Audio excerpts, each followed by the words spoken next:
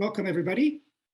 It is my pleasure to welcome you to the Ladhoff Lecture. My name is Luis Fernandez, and I'm the chair of the Criminology and Criminal Justice Department. And on the behalf of the department, again, I'd like to welcome you to the Ladhoff Lecture Series, created through a generous gift from Jerry and Susan Ladhoff. Since 2012, every Ladhoff lecture has challenged us to grapple with some of the more pressing issues facing professionals and researchers working in the cutting edge of our discipline. Along the way, we have had speakers inspire us, making us think, making us ponder some of the most important issues of our time, and also to inspire us to be more courageous in our endeavor to bring about a just world. We are very grateful to the Ladhoff family for giving us a chance to present some of the best that academia has to offer. Until his retirement in 1987, Jerry Ladhoff was an NAU's most popular professor in sociology and criminal justice. He was renowned for his passionate lectures, as a popular mentor, and he had an enormous influence in a lot of his students, many of whom are now enjoying successful careers in justice organizations around the country. He played an important part in the transition of NAU's police science department into the Department of Criminal Justice, and he also supported our continued evolution into the Department of Criminology and Criminal Justice. So I want to thank the family and thank them to allow us this opportunity. I also want to mention that I believe Professor Ladhoff's daughter, Trina, should be listening to us. So hello, and maybe you can say a few words in a little while. And may ask them some questions as well. Today, what I want to do is I'm going to introduce our speaker. Then we'll have some time to hear our speakers talk, and then we'll have some question and answer period where you will be able to ask questions. So with turn to the proceedings, I am pleased and honored to welcome Professor Jennifer Chacón on this for this year's Ladhoff Lecture Speaker Series. Jennifer Chacón is a professor of law at the University of California, Berkeley School of Law. She holds a JD from Yale Law School and a BA in International Relations from Stanford University. She is a co-author of Immigration Law and Social Justice and of a forthcoming book on the impact of immigration policies on immigrant communities and organizations in Southern California. She has written dozens of articles, book chapters, and essays on immigration, criminal law, constitutional law, and citizenship issues. Her research has been funded by the Russell Sage Foundation, the National Science Foundation, and the University of California. Professor Chacón is an immediate past chair of the American Association of Law Schools section on immigration. She is also a member of the American Law Institute and the Ninth Circuit Court of Appeals Rules Committee. She has served on the advisory committee for the American Bar Foundation's Future of Latinos in the U.S. project and the University of Oxford's Borders Criminology's advisory group. She is a fellow of the American Bar Association and serves as the ABF Board of Directors. She was the governor of Immigration Policy Advisory Committee to then Senator Barack Obama during the 2008 presidential campaign, and an outside advisor to the immigration transition team of President-elect Barack Obama from November 2008 through January 2009. It is my pleasure to have Professor Chacón here to exemplify both the best of academia, the best of thought, and the most critical thinking. And also it is my honor to have such a distinguished Latinx speaker address us all. So welcome, Professor. Thank you so much. Uh-oh, I think I'm freezing. No, I'm not freezing. I'm good. Thank you so much for having me. It is a real honor and privilege to be here. I have learned of the many extremely distinguished speakers that you've had here in the past, and I'm just humbled to be walking in their footsteps. So I thank you very much for the honor.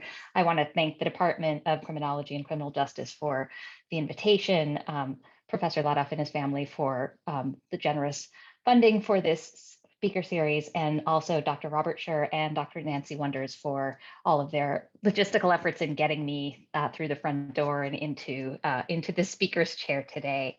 I also want to acknowledge that I live and work in Berkeley. I'm at the University of California, Berkeley, so I live and work on the lands of the Ohlone people in a region of continued importance to the Muwekma Ohlone people and to all of the descendants of the Verona band. So I want to acknowledge my debt to them.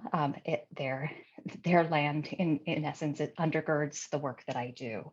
I also, my talk today, I'm going to go ahead and share my screen. Hopefully this will go off without a glitch. But let me know if if it hasn't.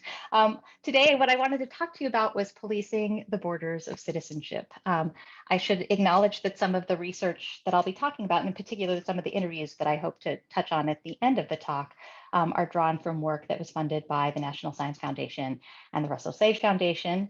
And I chose this theme because I wanted to talk about the work that law does to produce citizenship, the work that it does to produce race and to produce and reproduce racial hierarchies in the instantiation of citizenship. And so the talk is going to proceed in 4 parts.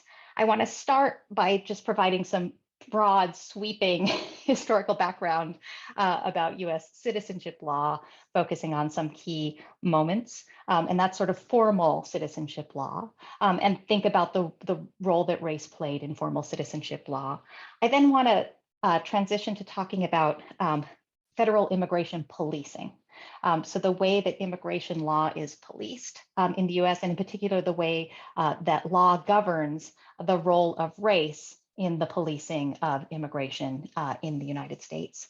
And then I want to talk about how the third part of the talk will sort of shift from the federal and law governing federal officials in their policing of immigration to the state and local, to think about how state and local police have become an active part of immigration enforcement in the United States, and how this impacts the framework of race and policing in the United States. And then finally, I want to conclude by just looking at some interviews with people living in Southern California in the period from 2014 to 2017, who are talking about how they experience some policing on the ground, and try to give a little bit of color to the legal context that I'm providing here. And then I will happily take questions on any and all of this or anything beyond. And I'm going to try to keep to time here. I've been told I should speak for about 45 minutes, so hopefully I won't go much more than that. And I want to leave ample time for questions. So I've started a timer for myself to make sure that I don't ramble through too much of our time. So I wanted to start out, as I said, by talking about sort of formal citizenship law in the United States and the racial distinctions that it created from its inception, really. So we can look back to the Nationality Act of 1790 in the United States, which legislated that citizenship would be available to, quote, free white persons. So from the earliest days of the Republic, we can see the way that race was a sort of critical factor in who was eligible for citizenship, and it quite deliberately and pointedly excluded anyone who was not white, and obviously the sort of critical constituency that was on the receiving end of that exclusion were all of the Black residents of the country, and this included individuals who were enslaved, but it also impacted individuals who were not enslaved. So we see this racial distinction in citizenship. And of course, the picture that I have up here on the slide is Dred Scott, who was the protagonist in the legal proceedings that came before the Supreme Court in the 1850s to raise this constitutional question of the citizenship status of Black residents of the United States and territories. And as you'll remember, Dred Scott's claim was that he had been moved into free territory and therefore was free. And the court famously decided legal questions much broader than the narrow one he presented. Not only did they not say that he was free, having moved into free territory, but they also felt that it was important to specify that that he couldn't even be properly a litigant in federal courts, that the court had no jurisdiction over his claim because he could not possibly be a citizen because of his race. And the court kind of developed a heavily scripted legal mythology around race and capacity for citizenship that excluded not only Dred Scott, but all Black residents from federal citizenship. And then the court went on to also invalidate the Missouri Compromise on constitutional grounds. So pretty broad and sweeping and much excoriated decision, but it sort of reaffirms the racial line of US citizenship law. That racial line is, of course, ultimately erased, at least formally, with the enactment of the 14th Amendment in the wake of the Civil War. So the 14th Amendment provision on birthright citizenship and its extension of citizenship, regardless of race, is a direct answer to Dred Scott. Once we have this answer to the Dred Scott question, one that sort of eliminates the racial lines around citizenship, though, we see new ways in which racial lines become important. So rather than sort of at the point of citizenship, we see those lines being pushed to the borders, so that we see racial exclusion of incoming immigrants as the mechanism for managing race in the United States. So infamously, we have the passage of a variety of laws in the 1870s, and then most notably the Chinese Exclusion Act in the 1880s that restrict the admission of Chinese immigrants. And so the idea here was, whether or not you can bar people from citizenship, you can certainly bar them from the border. And as we know, this exclusion of Chinese individuals at the border ultimately is expanded over time, so that you have virtually complete Pan-Asian exclusion in the United States that takes effect in the late 19th century and is in effect until the mid-1960s with the passage of the 1965 Immigration Act. So we have Pan-Asian exclusion, and then adding to this, we have, with the triumph of the eugenics movement in the 1920s, an effort to restrict immigration from Europe in ways that would keep the population of the United States tethered to the racial composition of the population of the United States at a certain point in time. The effect of this is to try to encourage immigration from the United Kingdom, while and I should say from Britain, while excluding individuals from Southern and Eastern Europe to a large extent. And so we have these other ways of shaping the bounds of citizenship. It's important to note that at this time, there were no formal restrictions on immigration from Mexico or really from anywhere south of the US border, the US-Mexico border. But that's not to say that there weren't restrictions on immigration and immigrants coming from Mexico. Kelly Little Hernandez's work shows us the way that criminal law was used as a critical regulatory tool in managing migration from Mexico in particular during this same period. So in the 1920s, as you have the racial caps being imposed in immigration law, you also have the development of criminal provisions that are aimed at unauthorized entry, misdemeanor illegal entry, felony reentry, that are deliberately designed to be applied to Mexican migrants. And Hernandez notes the way that we have the expansion of the federal prison system, which is why I have this picture here of the La Tuna Federal Correctional Facility, because this was a facility that was built in response to this sort of growth in the federal criminal legal system that was a direct consequence of the criminalization of migration along the southern border. So we have sort of two ways in this period where we see migration being managed, one through explicit racial quotas, and one through quotas that are in some ways more flexible, designed to accommodate the needs of employers in particular, so that Mexican migration can be managed without being barred or subject to numerical caps, but where the criminal law can be used as a migration management tool.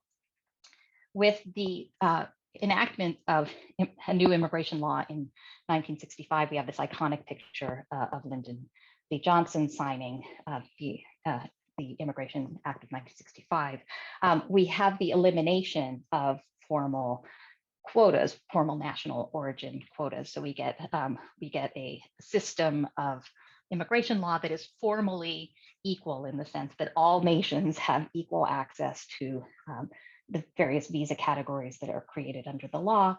As a practical matter, this kind of formal equality results in all kinds of practical inequalities because there's a lot more demand for visas from places like India, China, and Mexico than from, say, Iceland or Sweden, and yet they all are sort of eligible for the same number of visas. So we see inequalities built into the formal equality of immigration law, but it at least sort of eliminates the formal barriers of things like Chinese exclusion that exclude whole groups. And this doesn't obviously have an effect on the sort of second kind of migration management that I talked about, and that's the use of mechanisms like the criminal law, formally facially neutral, formally unattached to nationality status, but often deployed in ways that are heavily tied to national origin and heavily racialized. And so I really want to focus now on sort of how that plays out in law, how that sort of second category of migration management is facilitated, and how it's the racial mechanisms that are embedded there are facilitated by law. And some of this story will probably be quite familiar to you. But here I've taken some quotations from a couple of iconic cases from the 1970s that deal with questions of the use of race in immigration enforcement. And what we see is that the court at the time is quite accepting of the idea that racial appearance, quote unquote Mexican appearance, whatever that is an acceptable factor in the conduct of immigration policing. So we see this in the 1976 Martinez Fuerte case, which deals with border checkpoints. That's fixed border checkpoints where people are driving through and some people are pulled over and asked questions about their citizenship and immigration status. And the court says these checkpoints and the pulling over of somebody to a secondary inspection doesn't require individualized suspicion. And the litigants had argued, well, this is going to result in racial discrimination. And the court said, as you see on the slide here, even if it be assumed that such references, that is to secondary, are made largely on the basis of apparent Mexican ancestry, we perceive no constitutional violation. So yes, it may be the case, but there's no constitutional problem with that. And similarly, a year earlier in the 1975 Brignoni Ponce case, the court validated the use of race as a factor in roving stops of cars when the entity making the stop was Border Patrol or, under the auspices of the Immigration and Naturalization Service. And they say the likelihood that any given person of Mexican ancestry is alien is high enough to make Mexican appearance a relevant factor, but standing alone, it does not justify stopping all Mexican Americans to ask if they are aliens. And I find that quote fascinating because you'll note that they are sort of quite clear, in fact, explicit about the point that Mexican Americans are going to be stopped as a consequence of this policy, even though they are Americans. And as long as, and this doesn't justify stopping all of us, but it does justify stopping people, taking into account things like the court tells us, haircut, proximity to the border, mode of dress, and Mexican appearance, right? So it sort of gives a formula for racial profiling, particularly near the border, that is constitutionally acceptable. And the court tells us, fortunately, that, quote, trained officers can recognize the characteristic appearance of persons who lived in Mexico relying on such factors. as mode of dress and haircut. So we see embedded in the constitutional case law an acceptance of the use of race as a factor in immigration enforcement. And that's in contrast to other areas of law where, although race frequently is used as a factor, the court has required obfuscation of that fact and other justifications. Here, race is explicitly relied upon. And we see in the Department of Justice's 2014 guidelines on racial profiling, where under the Obama administration, the department largely eschewed the use of race in ordinary policing. The guidelines carve out what the quote is, activities in the vicinity, the border, or protective inspection or screening activities, right? So there's the idea that in some contexts, although we have all of these guidelines on the use of race, in this context, that is a different situation. So a lot of federal legal architecture validates the use of race, at least when it's used by federal immigration officials in the context of immigration enforcement. One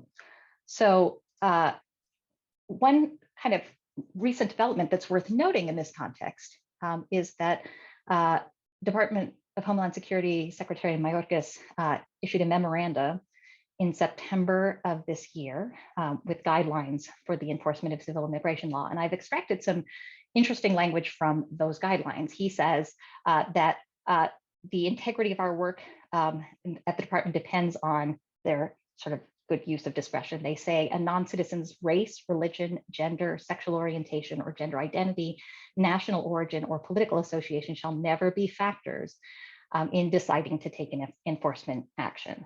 And then further below, they say state and local law enforcement agencies with which we work must respect individuals' civil rights and civil liberties as well.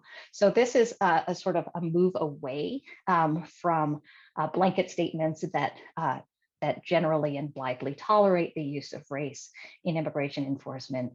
This guidance specifically says that agents should not be relying on these factors when they are conducting enforcement activities. It remains to be seen whether and how such guidance is put into effect on the ground. It clearly demands more than federal constitutional case law does. And so there's a big question about what sorts of remedies are available to individuals who are the subject of racial profiling in the context of these enforcement efforts. And it's hard for me to imagine what enforcement of these guidelines looks like in that context, but it is worth flagging this transition because I think it says something important about the moment that we're in and the way that federal officials are thinking about immigration enforcement. So I'd love to talk more about that in Q&A if people are interested.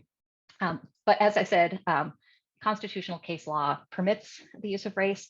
And I also want to note that courts sometimes do weird things when confronted with claims that race was an inappropriate factor in enforcement efforts. So I've put on the screen some language from a case, Maldonado versus Holder. It's a Second Circuit case from 2014, and it involved collaborative law enforcement activities between the Danbury Police Department and ICE.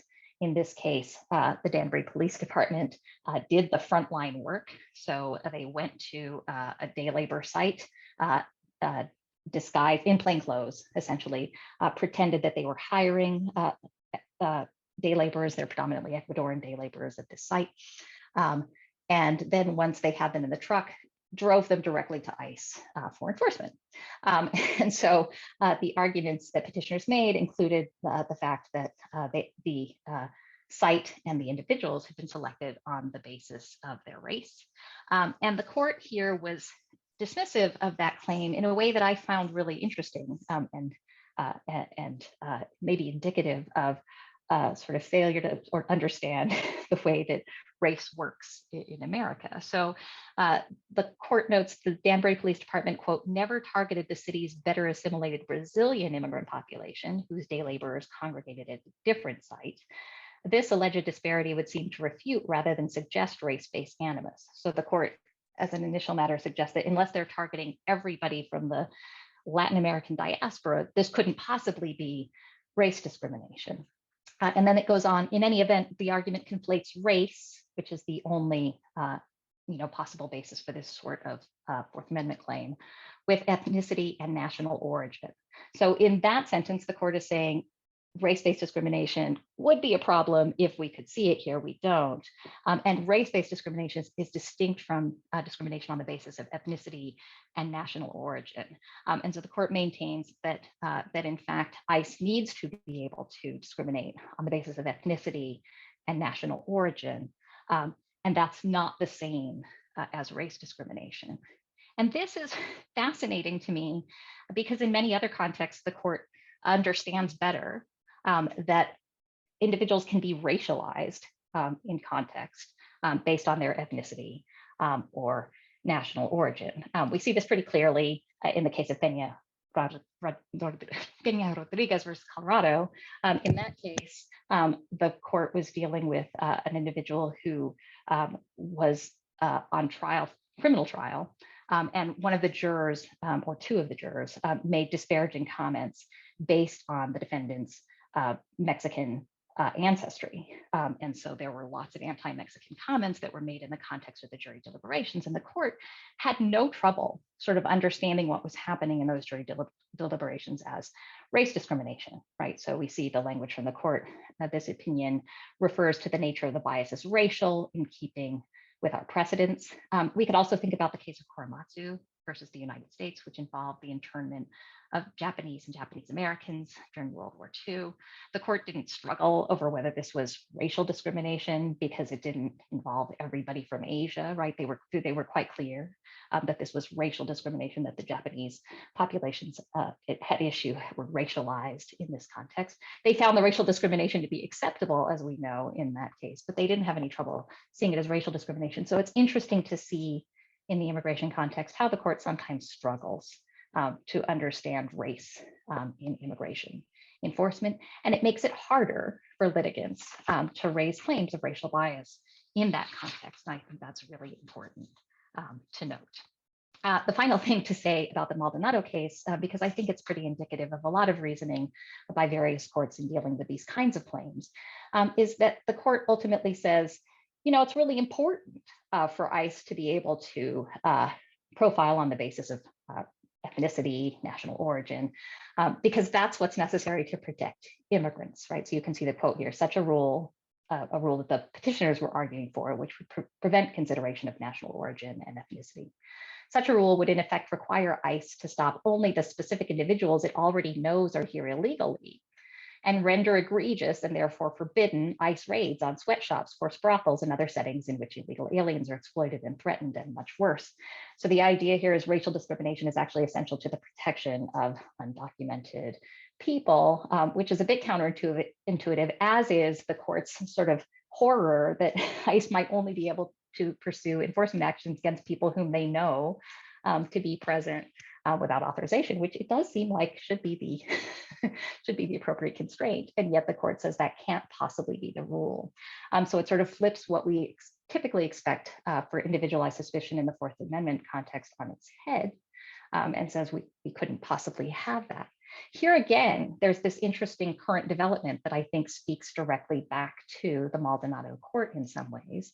And that is the memo, the October 12th memo that we saw issued by Secretary Mayorkas to the various DHS immigration agencies, USCIS, ICE, and Customs and Border Protection.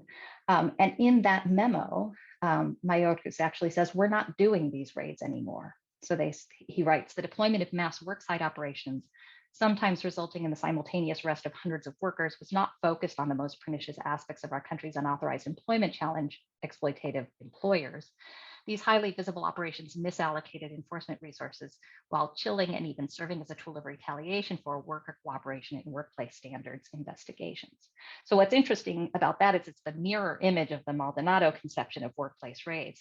The Maldonado court conceives of them as helpful and protective, whereas the Mayorkas memo says, actually, these workplace raids are damaging, keep workers underground, and actually assist in the project of worker exploitation. So it's a very different vision of what's happening in that context that would seem to justify a different set of priors in the Fourth Amendment analysis.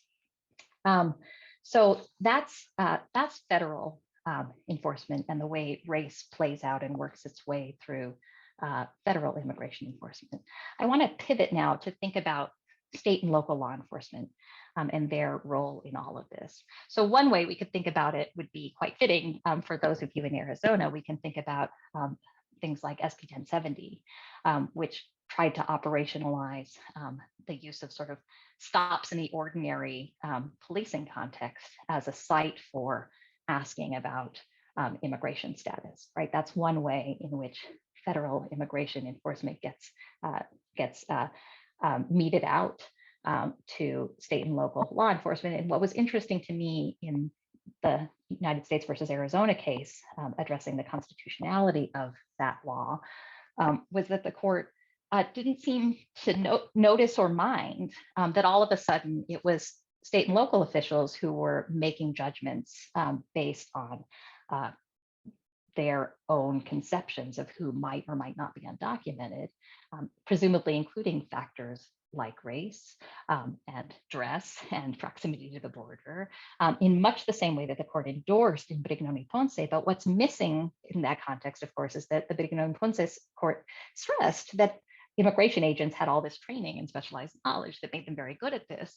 And there's no argument that's being made that was being made in the Arizona litigation that state or local officials had any of that training or expertise. And yet the court sort of extended to them the same power to make inquiries about immigration status without the worry about the fact that a lack of training and expertise, however thin in the federal context, was completely lacking in the state and local context. So that's one way in which we see sort of the extension of that power to states and localities. But there are also more bureaucratic ways in which that power gets extended. And one of the classic ways is the Secure Communities program.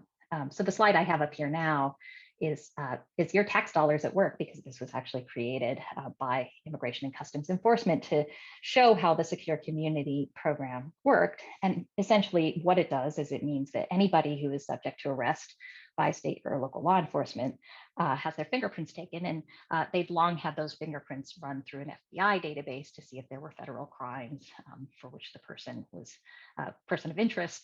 But now they're also run through a DHS database to see if DHS has any interest in the individual as a target of potential immigration enforcement.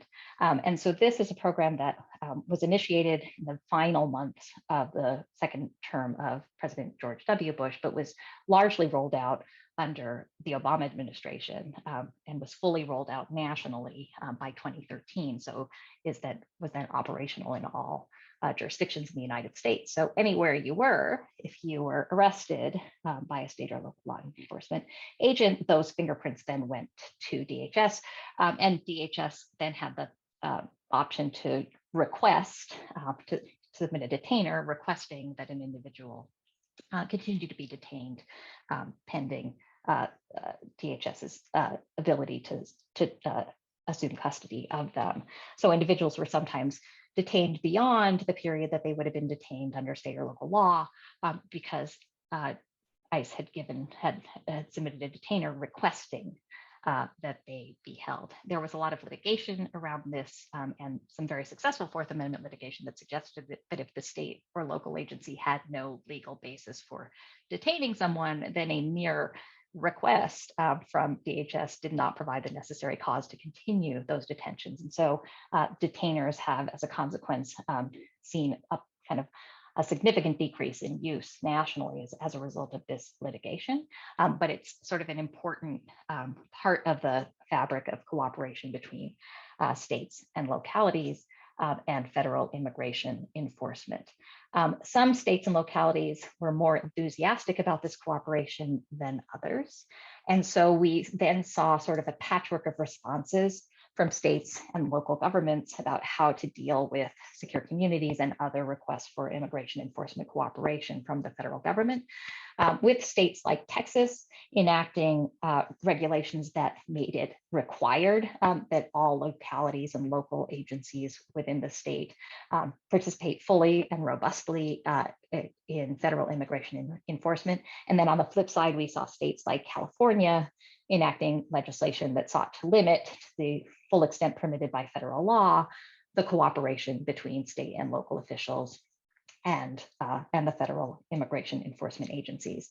And so one consequence of this, you can sort of see it here in this graph, which was compiled by the Transactional Records Access Clearinghouse. But one consequence of this is it matters a lot now where you live in terms of how likely you are to be removed, because some jurisdictions are really kind of widely turning over information about arrestees to ICE, but then also cooperating in terms of holding, detaining, and turning individuals directly over to ICE custody, whereas other jurisdictions are declining to comply with detainer requests, which are in fact just requests, and have many more restrictions in terms of when they will hold for ICE and turn people over. And so you can see from this chart here that there are really big differences in terms of secure communities removals, right? So these are removals that are a consequence of that interaction between the state or local and the federal government. And you can see that in jurisdictions like Texas and Arizona, where cooperation is favored, you have higher numbers of secure community removals than in other jurisdictions. Like California, where you have large numbers of unauthorized residents, but where you have stricter laws governing the cooperation of state and local actors and the federal government. One interesting thing to note about this chart and the next one I'm going to show you is that within the state of California, we do see local differences in terms of how those protections roll out. So I've been particularly interested for the last few years in distinctions between Orange County and Los Angeles County. These are two counties that sit side by side with one another. They have large immigrant populations, although the demographics are slightly different. And they have very different, Orange County is in the course of transforming, but they have had historically very different approaches to their immigrant residents and very different kind of political priors. So Orange County is more Republican and more conservative. Los Angeles County is more liberal, more democratic. And so there are differences that wind up playing out in terms of the local. And so here you can see another set of statistics compiled by TRAC that looks at counties with the highest number of secure communities, deportations, and then surprisingly, these are all jurisdictions that have large numbers of unauthorized residents. So it wouldn't be surprising that jurisdictions with large numbers of unauthorized residents also have large numbers of removals. But what is noticeable, first of all, is again, you see the repeated pattern where jurisdictions like Texas and Arizona have higher rates than you see in California. But you also see differences, substantial differences between Orange County and Los Angeles County in terms of the rate of removal of unauthorized residents. Orange County at 7.9 per thousand, with Los Angeles County at 1.8. So these are counties that are subject to the same state laws, the same, the California Trust Act, the California Values Act, right? The Truth Act, they apply to both Orange County and Los Angeles County. So one interesting question is, what's going on, and so that's one of the things that we've tried to figure out through recent research. And I think one thing that we have observed, which is consistent with work of other scholars, including Marie Provine, is that sheriffs play an instrumental role in how these secure communities interactions take place. They run the jails. They have a lot of the contact with federal immigration enforcement. So the character of the sheriff's department's office has a big impact on how these programs roll out in the ground.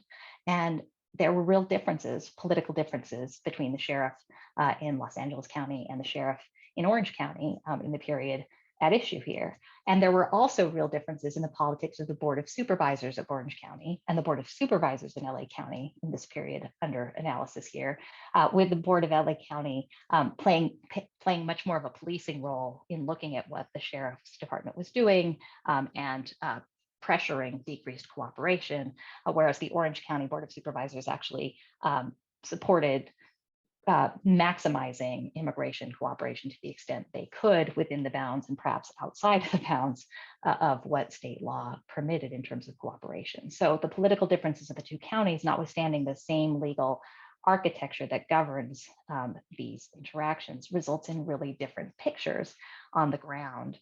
And as the track report makes clear, sort of if we think about what's happening nationally, it really means sort of where you live has a big plays a big role in how likely you are to be subject to removal as a result of encounters, particularly as a result of encounters with law enforcement, and that there are really, really big differences across the country. This plays out in the lives of people on the ground. And I want to just close by talking a little bit about some of the people that we spoke to in Los Angeles and Orange County during this period of sort of pretty high commitment on the part of the federal government to maximizing enforcement under the Trump administration, at the same time that we saw high levels of resistance to cooperation enforcement on the part of the state. So then what's happening at the local level and how are people experiencing this? I think one thing that we saw that's sort of consistent with the data is that people that we spoke to in Orange County were more likely to be concerned that contact with law enforcement was not only likely to result in criminal fines or sanctions, but that it would also be more likely to result in removal or deportation. So here we have Lucas. He's in his mid-30s. He's lived in Orange County for a long time. He's a Mexican national who lacks legal status in the United States. And he talks about how he drives very carefully and he doesn't use his phone when he's driving, right? Won't talk on his phone when he's driving, because he knows that if he does, he says, if the official is racist and he stops you and he checks you, you know that our licenses are different from the ones of citizens. So this is the driver's license, which has particular information that suggests that the individual is undocumented, or they can tell the difference between someone who's documented and not based on the driver's license. And he says, so they know that. And since they know that, they call immigration and they take you away. Right. So notwithstanding all the niceties of non-cooperation that state law outlines, people in Orange County really thought that there was a pretty vibrant network between local police and federal immigration officials. And the data suggests that they were not wrong about that, that at least there seemed to be higher levels of cooperation than was true in the neighboring county of LA. One reason that Orange County stands out is because the sheriff directly polices so much of the county. So this is a map of Orange County, and you can see the colored part of the map is places where the sheriff's department is the police department. So there is no local police department. It's done by the sheriff. And that's a significant chunk of the county. And you do hear in our interviews with immigrant residents, we frequently heard people talking about South County, and it's interesting as being sort of particularly dangerous for immigrant residents. And it's interesting because if you look at the map, you can see South County is the part of the county that is policed directly by the sheriff's department. So that sort of aligns with the notion that sheriff's departments tend to be more restrictionist, and that this sheriff's department was interested in maximizing cooperation as much as possible when it came to immigration enforcement. Orange County also doesn't have very many sanctuary jurisdictions. So Anaheim, which is on the map, is a welcoming city, and Santa Ana was a leader really in enacting a sanctuary ordinance, but it's geographically a smaller chunk of Orange County, and you see more sanctuary type spaces in LA County. So I think that accounts for some of that fear. The other thing that's noticeable in the interviews is the extent to which people feel like racial markers, particularly looking like some sort of stereotyped Mexican appearance, kind of looking in some way or sounding through accent, et cetera, in some way, as if you are Mexican, is more likely to trigger policing by police, whether that be local police or sheriffs in the Orange County area. So here's an interview with Mireya, who's actually light-skinned, light-haired, light-eyed Mexican national who has deferred action status and is a college student. And she talks about her dad, who's dark-skinned and dark-complected and also speaks no English, right? And she talks about her fears for him. And she says, my dad, when he drives me from LA County to here to Irvine, that worries me because when he leaves me here, I'm calling like an hour later to figure out if he got home. So I don't like that. I fear profiling, especially when he goes to Santa Ana. So I asked her, do you have that fear for yourself? Right? Because you are also undocumented. And she says, I fear for myself too, but I think it's less, mainly because I think I can prove that I have a license. So the driver's license that DACA gives her was a big difference. And in time, California enacted laws that enabled a large swath of the undocumented population to access driver's licenses. It was a critical protective move, but her father did not have one. But she says she can prove she has a license, and she says I can speak English and I'm white. And here she's not sort of referring to white as a racial construction, but white as her sort of physical, her kind of her actual skin color, her fairness, right? And so she says it's not like they're going to profile me all that much. So there's a sense that there is a profile. And there are some people who are going to be more susceptible to it, and that creates dangers of removal. That's kind of the fear of deportation is lurking here. When we look to people who are in Los Angeles County, and she's contrasting that to her, kind of her dad when he's in LA County, she doesn't have those same fears. So we see that fear is exacerbated as he sort of moves south. We also see when we talk to people in LA County, though, that it's not like they feel like their experience is wonderful, right? When it comes to interactions with entities like the LAPD. So the LAPD has had a non-cooperation ordinance in place since 1979, sort of a very early sanctuary policy. It's been strengthened both because of state law initiatives and because of local pressures in recent years. And so it has a fairly robust sanctuary policy. But interestingly, people still felt that the Los Angeles Police Department targeted them on the basis of their race in the hope of sort of finding people who were vulnerable because of their immigration status. So the big thing here was lack of driver's licenses. And the story that we heard from countless people was that the LAPD would stop people to do license checks, and then they would impound vehicles when individuals didn't have driver's licenses. And then you had to pay a lot of money to get your car back and to pay the fine or fee that was associated with this. So auto impoundment was sort of a vulnerability that was generated because of immigration status. People didn't have a license because of immigration status. They weren't being policed in order for them to be deported. And they largely, I think, felt comfortable that they weren't going to be deported. But they did know that their communities were under particular kinds of surveillance and subject to heightened forms of policing, precisely because there were vulnerabilities that they had that actually made them sort of lucrative when it came to policing. And there have been a number of legal initiatives in California that have been designed to sort of deal with or limit some of this. So the driver's license law that I talked about before, and AB 60, and also more recent efforts around impoundment that are specifically designed to mitigate this harm. But you can see in this period, people really worrying, not that they're going to be deported if they're stopped by the LAPD, but that their car is going to be taken away and that's going to be very costly. We saw this again and again. So this is Connie, another person, and she says, I always drove with the fear that some police officer would stop me and take away the car. They did take away my car like four occasions. They left me with my girls on the side of the street. And so when asked why she was being stopped, she said it was because of my appearance and the type of car that I drive. So this kind of notion of driving an old beat up car and looking a particular way, so race and class, sort of has resulted in multiple impoundments. And again, the number of people who had told this story was really striking.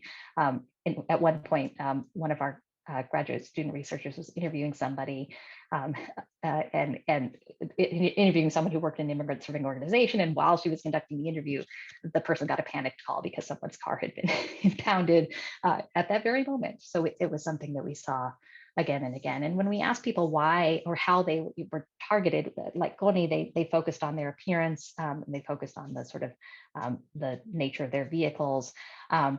We see Erasmo here saying, I don't know if it's racism, but then he sort of tells a story that suggests that it's racism. He says, when they see one as Latino, they're always pulling you over, always. And you can tell that the police, instead of being focused on other matters, they're just waiting on you, watching you throughout the streets. So this idea that you're hyper surveilled. And this isn't something that's limited to non-citizens.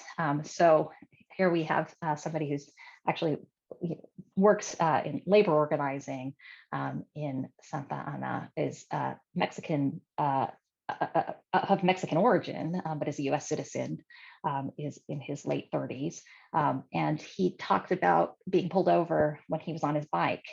He said the sun was setting. And so he said, we're driving through Santiago Park on our bikes and it's not sunset yet, but two cops stop us on horses because the park closes at dusk, okay? It wasn't night. It wasn't like we weren't wearing reflective clothing. And again, these are my personal experiences, but if you're wearing a Raiders jersey and you're young, younger than 40, and you're walking down the street, the chances are you're going to get stopped. As a person of color, my biggest fear in America is some man with a badge. So we heard in accounts, not just from non-citizens, the undocumented, but also the documented and lawful permanent residents, people with various kinds of legal protections, and citizens, that there was a sort of hyper focus on Latinos and immigrant communities that resulted in a fundamentally distinct experience of policing. So that we thought was worth attending to. I want to make sure we have lots of time for Q&A, for drawing comparisons to your local context, et cetera. But I think I just wanted to conclude with the notion that this system of enforcement cooperation that we have between states and localities and the federal government affects the nature of local policing very deeply. And we see this in research from a whole host of sociologists, political scientists, et cetera, who've looked at this problem, and they see changes in policing patterns that occur when state and local law enforcement feel like they are part of the system of immigration policing. And what we see it doing is exacerbating racial profiling, particularly for Latinos, also in some local contexts for other racial groups. For example, we see really disproportionate removals of Vietnamese in Orange County. And I think there's a culture of policing the Vietnamese community, particularly around notions of Vietnamese gangs that results in this overrepresentation of groups. So it's not just Latinos, it's really sensitive to local context, but we see it in these two Southern California counties, certainly happening with Latinos. And the other thing that I think is important to flag is the fact that legal vulnerabilities relating to immigration status, so lack of driver's licenses being the big one, right? Lack of work authorization as well, vending, like being engaged in unlicensed vending activities, et cetera. These kinds of vulnerabilities that are sort of the result of status in some ways generate unequal policing practices. So even if the police aren't prioritizing immigration enforcement, they still have incentives to police particular communities more aggressively, in part because they can see payoffs to that, like literal payoffs to that, because there are going to be people who are sort of outside of the law in other ways as a result of their immigration status. And I hope the talk has also sort of shown you the way that constitutional case law has significant blind spots when it comes to sort of understanding what's happening in this space. So it's hard to bring an equal protection claim or a Fourth Amendment claim that actually gets to the heart of what's happening here and to get relief from courts, which sort of allows for even further deterioration of the situation. And these, the result of this is really a kind of degraded citizenship for US citizens who live in these immigrant communities, as well as a kind of a very anxious existence, one that increases the vulnerability of all people who are sort of living in this kind of with this sort of heightened scrutiny associated with looking like the constitutionally appropriate target of immigration enforcement. So generating equal protection under the law, I think, requires attention to rooting out racial bias in all forms of policing, and that has to include robust discussion of immigration policing and the sort of incentive structures that immigration policing creates that exacerbates particular kinds of racial harm. So I'll stop there and stop sharing screen. And thank you for bearing with my text-heavy slides. I'm happy to take questions.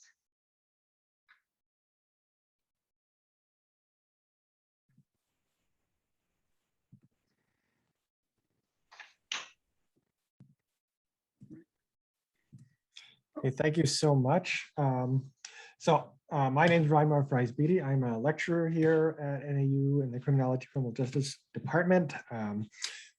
At this point, I am going to turn it over for a question and answer. And of course, there are two different ways that we can ask questions. There is actually a Q&A forum if you look down towards the bottom of the Zoom screen.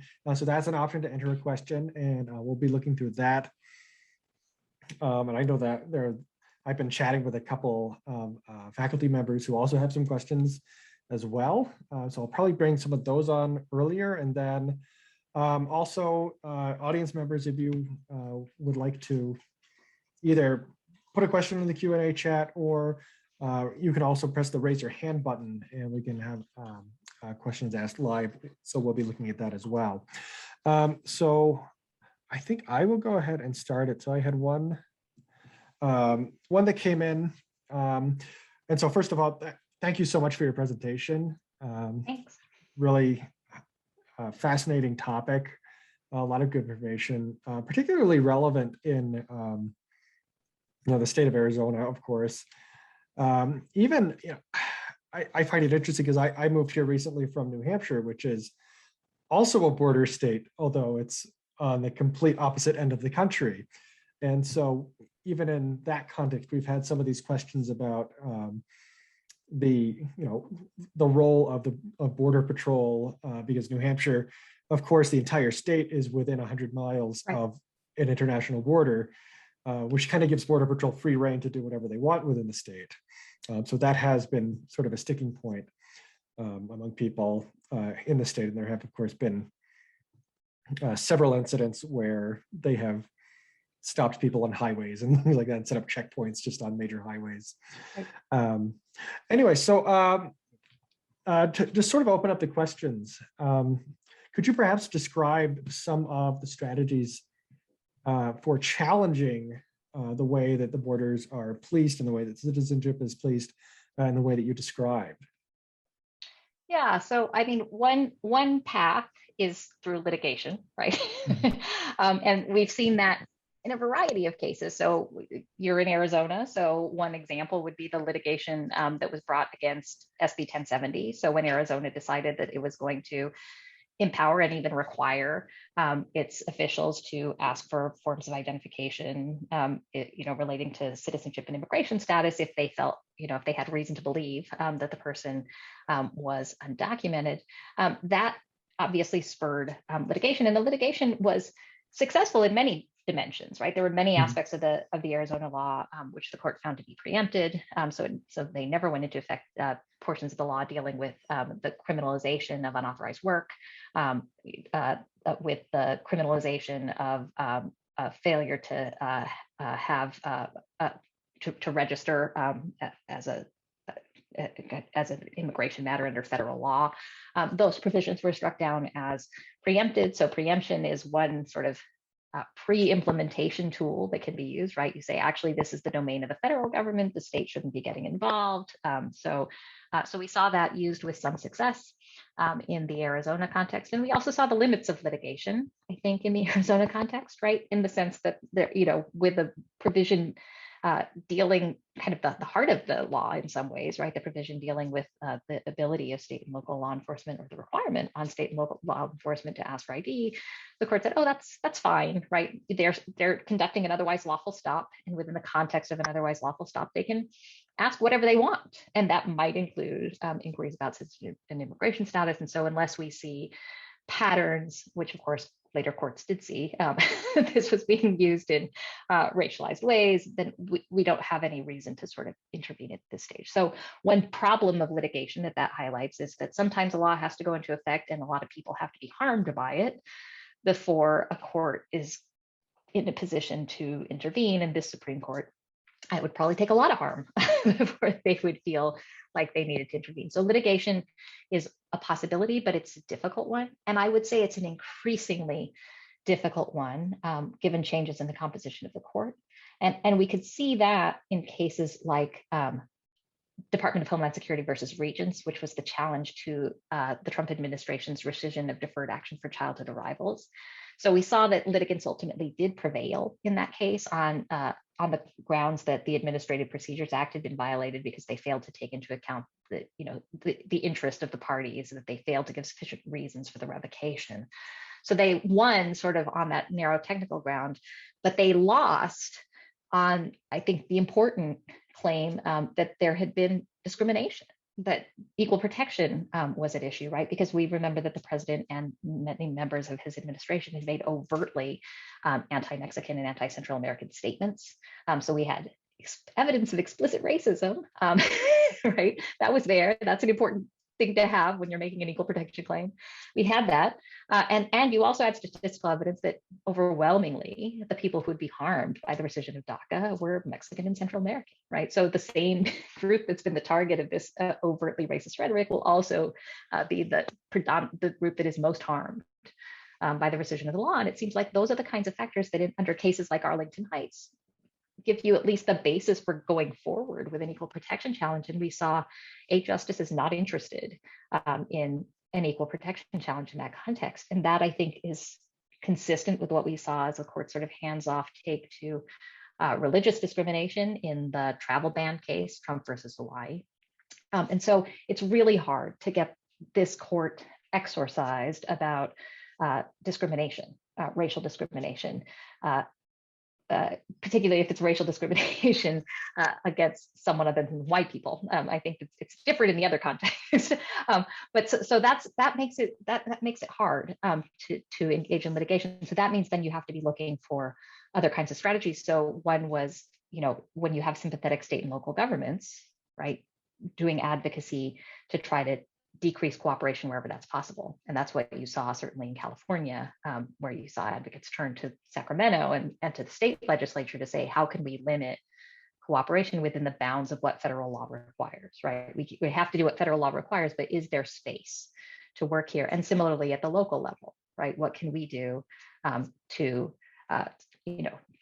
limit cooperation wherever that's possible and to signal our desire not to cooperate? So in Santa Ana, one of the things that meant was closing the immigration detention center there, saying that, the city saying we no longer want to have a contract with ICE and have an immigration detention facility here because we don't support the project.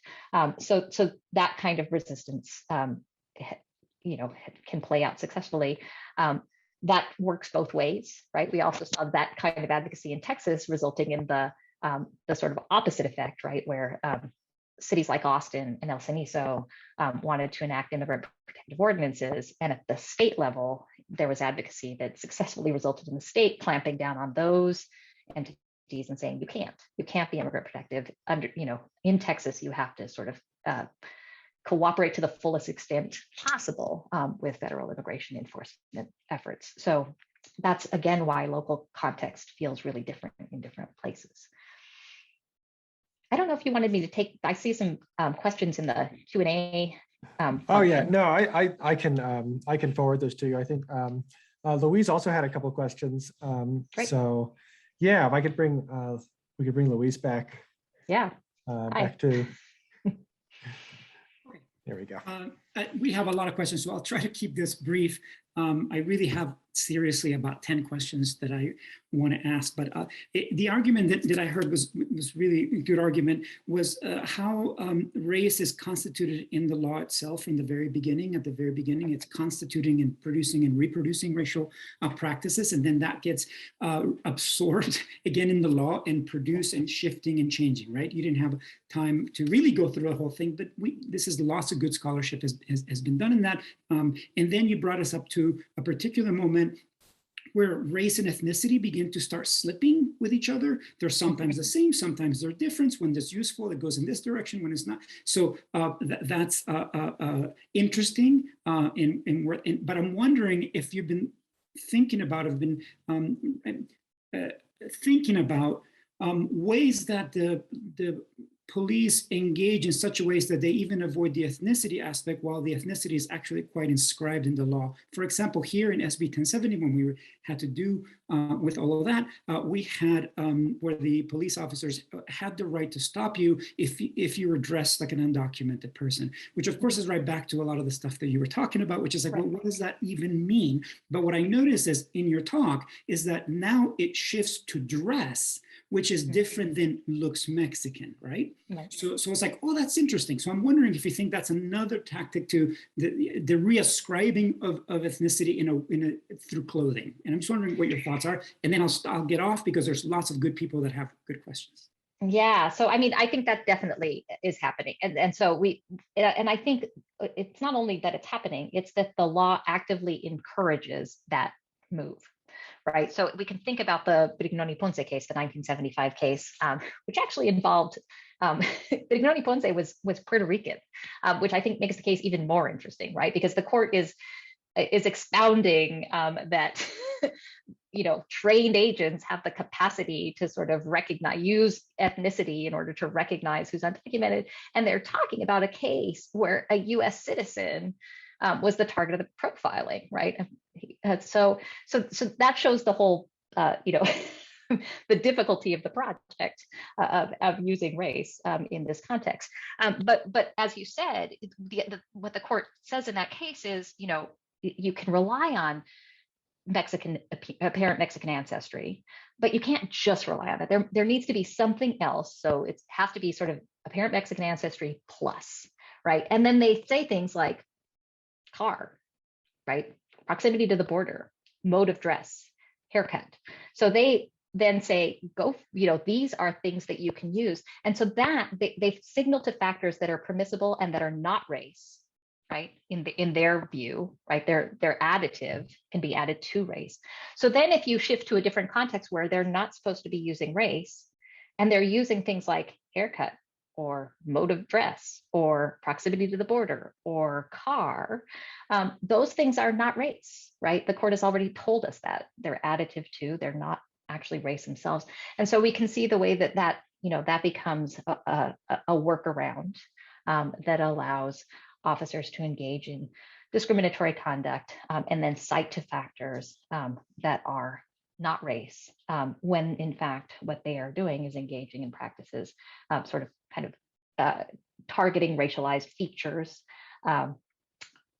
targeting features that have specific sort of racial valences in order to implement the law. And so, yes, that is absolutely happening. And I think it's why it's important when we think about, who's targeted when it's apparent Mexican ancestry.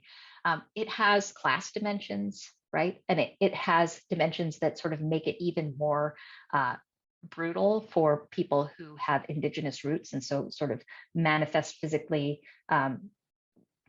indigenous features that might be more likely to be associated by agents with, stereotypical Mexican appearance in their mind, right? So there are ways in which, even within the category of individuals of Mexican appearance, there are going to be people who are going to be more likely to be targeted. Accent and language ability, right? We saw Mireya talking about that in her dad's case. I can speak English, he can't, so he's more likely to be targeted. So there are all of these things that get braided together to make some individuals much more vulnerable than others. And that does not track citizenship and immigration status at all, right? So many of these people will be US citizens. Some of them may be fourth generation, fifth generation US citizens, right? But they will have features or markers that track racially. And so that's what's motivating the stops. All right, thank you very much. So we have a bunch of questions in chat. So I'm going to try to get to a few of those. Okay. So I have one here, came in from a grad student. Laura says, hi, Dr. Chacón. I thank you for being here. I know that Flagstaff has considered the use of cite and release practices as a way to minimize arrests, especially of undocumented individuals, since arrests often result in getting the attention of ICE. However, it appears as these ideas just increase the scope of policing and could widen the net of who can come in contact with the police, potentially further harming undocumented individuals. how do you suggest policy can be used to prevent arrests from getting the attention of ICE without increasing the scope of policing? Is it possible? That's such a great question, because it goes directly to some of the confounding features, right? That we see the same sort of problem with immigration detention, where people are like, oh, we could have ankle bracelets or phone check-ins, right? But then the result is sort of the net widening problem, right? Then more people are sort of subject to surveillance. And you're talking about that same thing happening in the policing context, right? Where the idea is cite and release, but that means that you can cite a whole lot more people because you don't have to sort of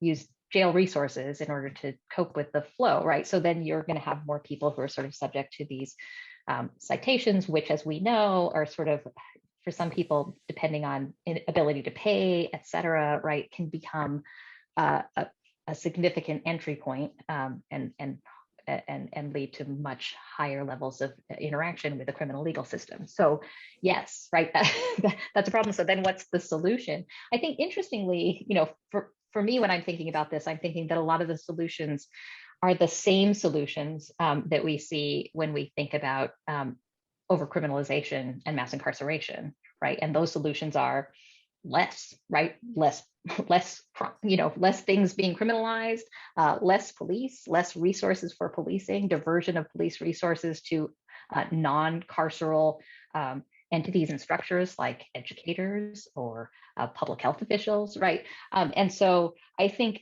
it's interesting to me that many of the same sorts of solutions that are being put forth by activists around the movement for Black Lives, that sort of stress decarceration, that stress decarceral solutions, that stress defunding, that stress decriminalization, those same moves actually have substantial positive effects on immigrant communities as well, because it's often this kind of the same architectures and the same actors that wind up sort of impacting their daily lives. So there's a way in which those two things move together. We saw this, in interesting ways in California. There was momentum to decrease sentencing and sentencing consequences. And one of the ways that manifested was kind of trying to realign criminal sentences so that if you committed a misdemeanor, you weren't serving a year or more in jail. This has huge significance in the immigration context, because for many crimes, if you serve a year or more, your offense is an aggravated felony, which has very, very serious immigration consequences, including kind of lifetime ban, right? Required mandatory deportation, mandatory detention during removal proceedings, and a lifetime ban, regardless of equities, regardless of length of time here, right? So having an aggravated felony on your record is quite severe.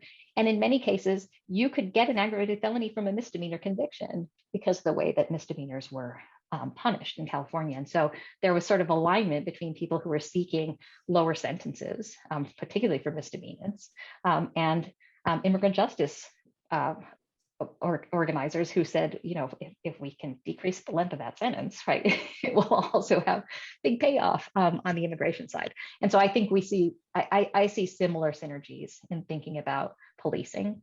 There are lots of ways in which racial repression in policing and racial repression in immigration policing have similar solutions, and ways in which sort of just having less and having other forms of protective interventions rather than carceral interventions would serve a whole host of communities better.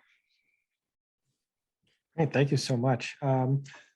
Luis has been texting me. He has a hand up from an attendee. So Luis, do you want to handle that one? Sure, Bob, I think you can speak. I'm unmuted. First of all, I want to say thank you for explaining so clearly such complicated stuff. You have a real knack for being able to clearly lay this stuff out in a way that we can follow it. That is wonderful. You mentioned that you wanted to hear a little bit about the local context. The Flagstaff Police Department, unless it's changed, and I don't think it has part of their policy that they can investigate people's citizenship status because of the way they're dressed and whether they are driving in an overloaded car and whether they are speaking a foreign language and all of those things from that language near the border they have here. And when we pushed the police department on it, they said, yeah, but we don't do that. We go by the totality of circumstances, and we would never pick somebody up just for speaking Spanish. And then we said, well, why don't you change the policy then if you don't do it? And that's where they drew the line, and they didn't want to do that. And then we found out that our sheriff, who is a Democrat, was honoring ICE detainers. And we had people that kept getting arrested and getting turned over to ICE and put into the deportation machine. And we tried, a big group of activists tried negotiating with the sheriff and the county attorney for quite some time to get them to stop honoring ICE detainers. And for a while, we actually thought that they were going to change it. You know, they kept kind of coming back to this thing about the cooperating with the government to the fullest extent of the law, and they kept raising SB 1070. But for a while, it seemed like they were going to stop honoring these detainers. And then we realized they were never going to stop honoring the detainers, and they were just kicking the can down the road, and they wouldn't do it. And then finally, the ACLU sued with some local attorneys, and they sued our sheriff and our county attorney and board of supervisors for a case of a man who was arrested, and he was staying in the jail because he didn't want to get turned over to ICE. And, you know, then our Democratic sheriff hired Joe Arpaio's legal team to defend himself. And they just kept sort of delaying things. And I don't remember the details, but it got removed to federal court, and this happened and that happened. And finally, this poor guy who had been in jail for, I don't know, 6 months, 8 months, something like that, he said, I can't stand this anymore. And he went ahead and ended the case and got deported. And he's in Mexico today. And then there was another case that was similar that I won't go into the details, but similarly, it wasn't able to come to fruition. And I guess I just sort of wonder what we can do, because the political avenue just ran dry, the litigation avenue ran dry, and I'm a little stuck. It does seem like they're not doing it as much anymore, maybe just because of the Biden atmosphere. It's not happening so much, but it would sure be great if we could get that policy changed. But I have no idea how we can do it. So I don't know if you have any advice on where we should push. Yeah, that's a great question. I wish I had great answers to your question. I mean, I think a couple of things that your comment and question points out is, one, this is not a partisan, like there are partisan differences, but Democrats and Republicans have sort of participated jointly in the border buildup, in the creation of this legal architecture. Secure communities was largely rolled out, almost entirely rolled out under the Obama administration, right? And many Democrats, including sheriffs in Los Angeles that are elected on platforms that are supposed to be anti-cooperation, right, continue to engage in cooperation around immigration enforcement. And I think there's, this is probably very familiar to criminologists. I think there's a lot of fear that if there's one crime, right, that happens as a result of somebody who somebody thinks should have been turned over to DHS, then the political mess is too great. And so there's real kind of reluctance to fight detainers and to reject them, because people have to get elected, and that sort of notion of the sort of the one story is, I think, very powerful. It's a very powerful constraint on lenity. And so I think one thing that we have to do, obviously, is make more visible the cost of this, right? The cost of sort of wearing someone down through detention and jail, which is, I think, a big strategy around immigration, right? There are costs to that too. There are costs to families. And I think we've become sort of inured to those costs, right? And the idea that people have that, well, if they don't want to pay these prices, then they should comply with the law, which I think is a kind of overly simplistic analysis of what's going on here. But I think we need to do a better job about conveying cost, right? I think litigation has actually made a pretty big difference around detainers. It hasn't solved the, hasn't made detainers go away, but the number of detainers that were being honored nationally just plummeted as localities had to start forking over money for damages claims around excessive detention. And so there are moments when litigation can do some work, but you're right. By and large, immigration enforcement is difficult. It's a difficult issue. It's difficult for people to understand. It's much simpler to just say, anybody who's not documented should just go home, right?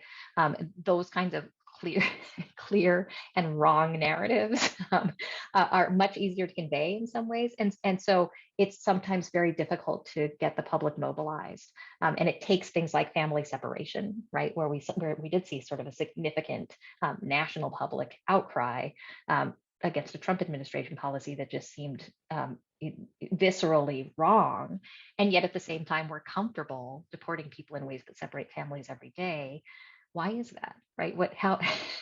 How is it that we've sort of come to accept all of those same family separation harms in a different context?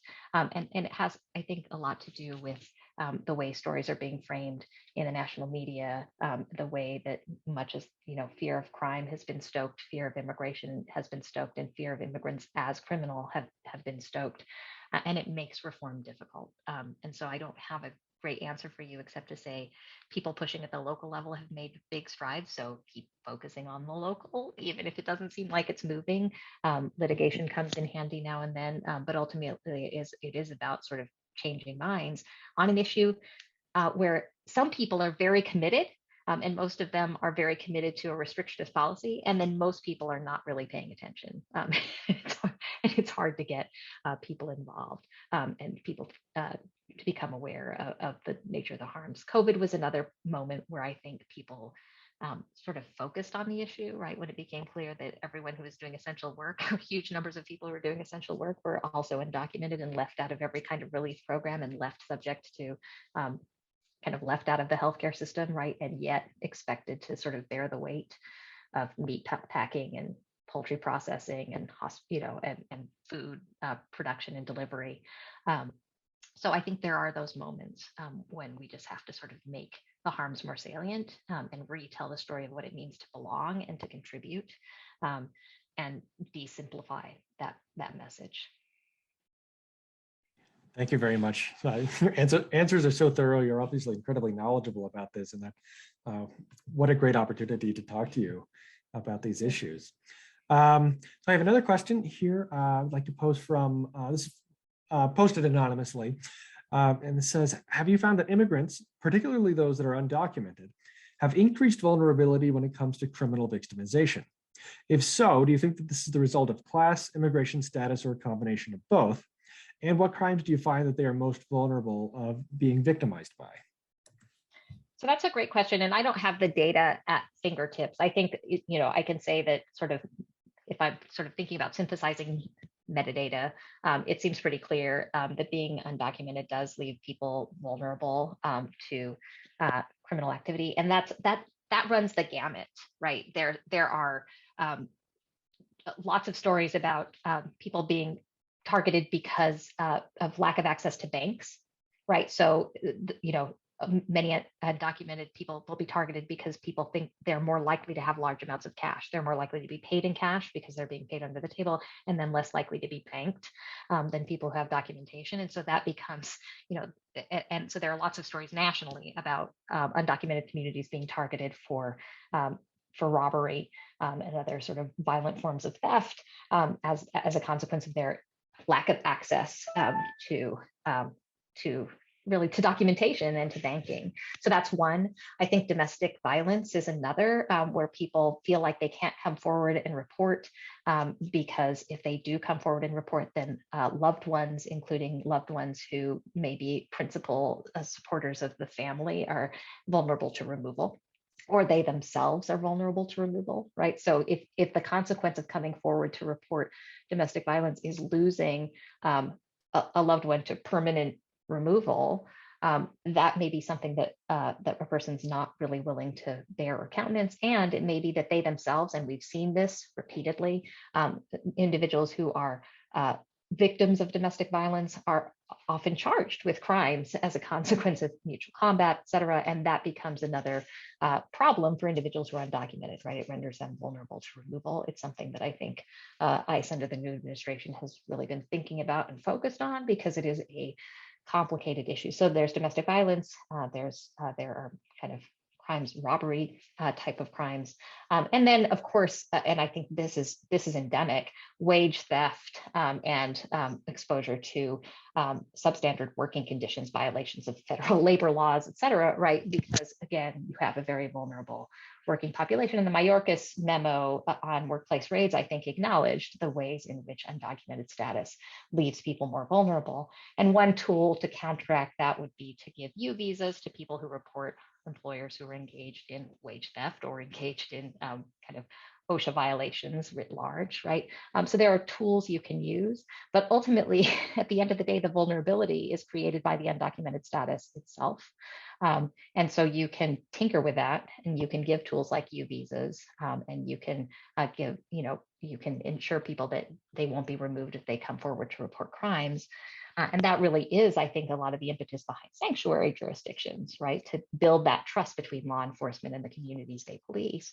But at the same time, if somebody is undocumented, that is an always present vulnerability that makes those interactions, makes any sort of signaling to law enforcement a risky one, or at least potentially risky. And so that increases vulnerability. Oh, thank you so much. Okay, Louise is messaging me. We have another hand raised. Louise, do we want to bring in another live question? Hello? Alexander, you're ready. Hello, can you hear me? Hi, yeah. Yes, we can. All right. Hi. My question is based on the police apprehension of illegal immigrants. I want to know what are the ways that the police do in order to pull someone over in order to ask for their immigration status? And if so, what are some ways that people can counteract those in order to, if there were someone in their, let's say in a car that is an illegal immigrant, what are some ways that you might know of in order to counteract those, in order to protect them? Yeah, that's a really tricky question, in part because state law varies. And so what sorts of non-compliance you can engage in would depend on where you were. So, I think when we talk about people being pulled over, it can happen at a variety of sites. It could happen at the border, right, crossing the border. And I should say that when an individual is crossing the border, they have very few protections under the Fourth Amendment, right? There is broad power of the federal government and governmental officials to conduct searches at the border with no individualized suspicion, even if those searches take some time, and to require identification. And so at the border, there's very little that can be done. When you're talking about sort of in the interior, whether that's a roving border patrol stop or a state or local official who's making a stop and then asking people for identification, state laws really vary there, right? So in some states, you don't have to answer, provide ID or answer questions about identification if you're not the driver, right? You're just a passenger and there's no individualized suspicion, right? You don't have to identify yourself, but that is not true in all jurisdictions. So many jurisdictions have laws on the books that require you, when stopped, to identify yourself. So then non-compliance with stop and identify becomes another basis for criminal sanction, right? So there's no getting out of it there. So again, it really depends a lot on local context, what you're able to do. I think immigrant serving organizations across the country have tried to sort of create know your rights cheat sheets for various jurisdictions. So if you're looking in Arizona, you could probably go to the ACLU or another immigrant serving organization and see, do they have a sort of know your rights script that they give out? And that at least gives you some general guidelines about what's permissible within this jurisdiction in terms of not talking or not providing information. And that's just going to vary depending on where you are. All right, thank you so much. We are just about at the end of our time. I'm going to go ahead and pass back to Louise for some closing remarks. Thank you so much. Sure. Can I just make two quick comments? One was in response to Rebecca Seeger's question about parallels between undocumented immigrants and formerly incarcerated people. And I wrote a law review article called Producing Liminal Legality that talks specifically about that. So if you wanted to read that article, it gets at that. Yes, I think there are huge overlaps, and it's really useful to focus on the overlaps and overlays. And the first question that came into the chat about IQ, I just wanted to sort of cite back to my earlier part of the presentation where I talked about the eugenics movement and the way in which sort of notions about race and intellect have long been a part of the discourse around immigration. And those sort of eugenics strains continue to haunt us to this day and continue to be part of the rhetoric around immigration. So I think we can't understate the role that this pseudoscience of eugenics and the racism that undergirds it continues to play a part in our politics around immigration. So with that, sorry, I will not try to answer all of the questions here, and I'll turn it over to Luis. No, thank you. We will keep you here for another hour and a half. I'm just being thoughtful of your time. We could easily keep you longer and get to a whole bunch more questions that we have. Exactly. We're being thoughtful of your time. I put the paper on there for people, the one that you just mentioned, so that people can at least click on it and get the reference there. I also just wanted to thank you, and also just read a quick one of the posts that came in. Sorry. So this is from Trina Ladhoff. It says, hello, Professor Chacón. Trina Ladhoff here. Just wanted to thank you for your interesting presentation, raising some great points for consideration. Thank you so much for participating in this lecture series. So I just wanted to acknowledge that and maybe conclude with that, and also say thank you for taking the time and speaking with us and engaging with us with these particular issues. Like I said, guarantee you, I know the people that are on there, and I know the names. They would ask a lot of questions and have been very focused and listening to you very carefully. So I appreciate that. And with that, I think we'll conclude, unless you want to have some final thoughts or anything you might want to say to people as we leave, and maybe young folks or young scholars or graduate students as they pursue this kind of work. I guess my only final thoughts would be, first, thank you very much for such a warm and engaged conversation around these tough issues. I really, really enjoyed this conversation. I wish it could have been in person, but times being what they are, it's probably better that it wasn't.